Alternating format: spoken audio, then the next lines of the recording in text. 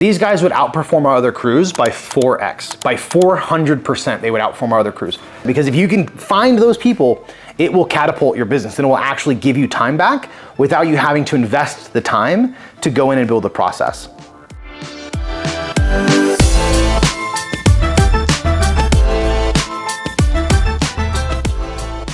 Hey, welcome to today's episode of Project Fortify Podcast.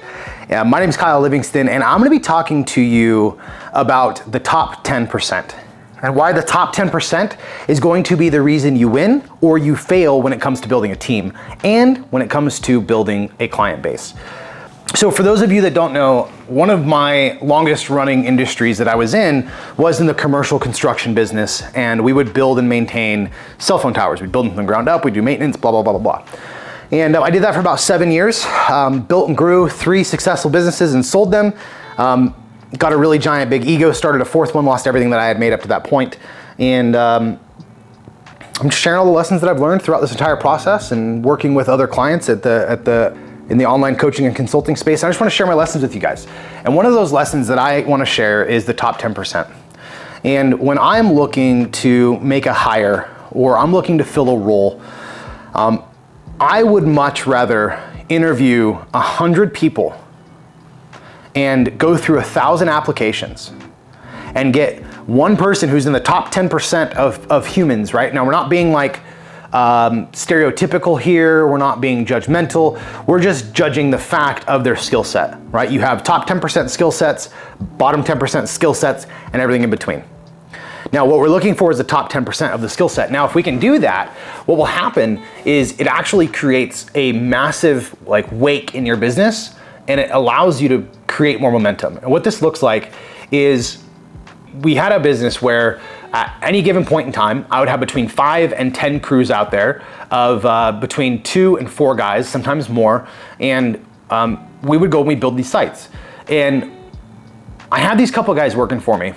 And these 2 guys were, in my opinion, top 10%. They were proactive, they were on time, they were hardworking, they were willing to go the extra mile. Everything about them exuded talent. They studied, they researched, they trained, they did stuff on their own time.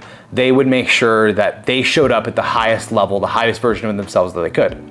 Now, because of that, they were able to get stuff done way faster. They were able to get things done much cleaner and without fail, without issues, like the other crews would. And these guys would outperform our other crews by 4x, by 400%. They would outperform our other crews. 10%, 400%. They were top 10%, and they would give me more, they would generate more revenue for my business than everybody else, sometimes by 300-400%. And when I started my 4th business that failed, this was a lesson that I wish I would have known. Because when I started my 4th company that failed, I didn't have top 10%. As a matter of fact, everybody on my team was like bottom 50% with the exception of 1 or 2 people. And those 1 or 2 people, they just weren't in a position to really give me 100%. And so even though they were in the top 10%, they had some stuff going on in their personal life that they couldn't give me 100%. And so let's say they gave me 80%, man, that took you out of the top 10% of skills. And so we'd have these people that would come in, the top 10% employees, and they would do really well. And we would do really well, and the business would do really well. But when we didn't have it that way, when we had the people who were bottom 50% skill set level, that was one of the things that caused me to lose so much money, was the people. Because I had to make sure that my business was built on process. If I want to employ bottom 50% people, everything's process, right? McDonald's, no offense to anybody working at McDonald's, but it's typically bottom 50% of the labor pool when you take into everything into consideration. And they have to process everything out down to how to wrap a burger, how to open a paper bag. It is processed out in detail. What I found is that the top 10% of people don't need as specific detail. You still want them to have process, you still want them to have frameworks, but they do not need as specific of detail to get things done. And they're not gonna just get things done. See, McDonald's, they just want the burger out the door to a particular standard. And the guy wrapping your burger at McDonald's, he's not innovating how to wrap the burger better. Let's be honest. He's not innovating how to make a better burger. That's not his job. That's not what McDonald's implores him to do. McDonald's simply implores him to wrap the burger, put it in the window. And so we want to make sure that you're employing people, because if they do, they're going to be the ones, if you did employ, let's say, top 10% to wrap a burger, they're gonna figure out, how can I wrap the burger faster? How can I wrap the burger better? How can I make the burger more presentable? How can I make it not get soggy? And they're gonna be constantly improving the process until you land on a process that is flawless. Then they can train that, then they can bring somebody else in, train them on that, and then this top 10% person can move up in your company. Now they have a roadmap on where to go. And so in my business, these guys would go out and they would make more money for the business and have a better process, and they were able to do things cleaner without fail than the rest of the crews. But for you, what I want to tell you for you is you need to start looking for top 10% when you start to look for employees. Top 10% talent, top 10% mindset, top 10% skill set, top 10% willingness and hard work and work ethic. Because if you can employ those things, it's going to be like gasoline to you. It's going to give you more bandwidth. When you employ bottom 50% or bottom 90%, it's actually going to take bandwidth from you. And the point of hiring is to get bandwidth back.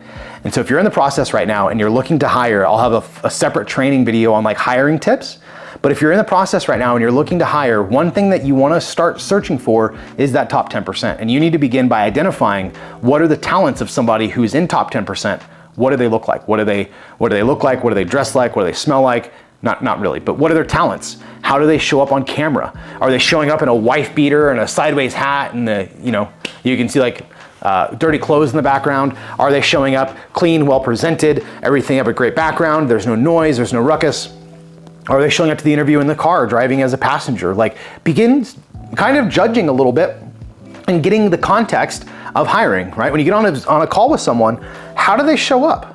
Do they show up like somebody you want to have on the team? Do they talk like somebody you want to have on the team? Is their beliefs like someone you have on the team? Like, do they believe that the business is going to go, or are they just looking for a job? Do they believe that they can contribute, or are they just looking for a paycheck? What is it? Figure it out. Top 10%, because if you can find those people, it will catapult your business and it will actually give you time back without you having to invest the time to go in and build the process.